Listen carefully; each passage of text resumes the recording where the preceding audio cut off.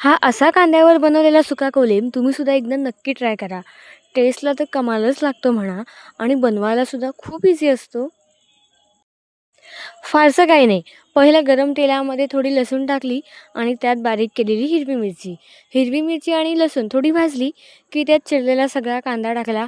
कांदा अगदी मंद आचेवर चांगला नरम होईपर्यंत भाजून घ्यायचा. कांदा चांगला नरम झाल्यावर त्यात हळद आणि लाल तिखट टाकलं. हा सगळा मसाला तेलामध्ये चांगला परतून घेतला.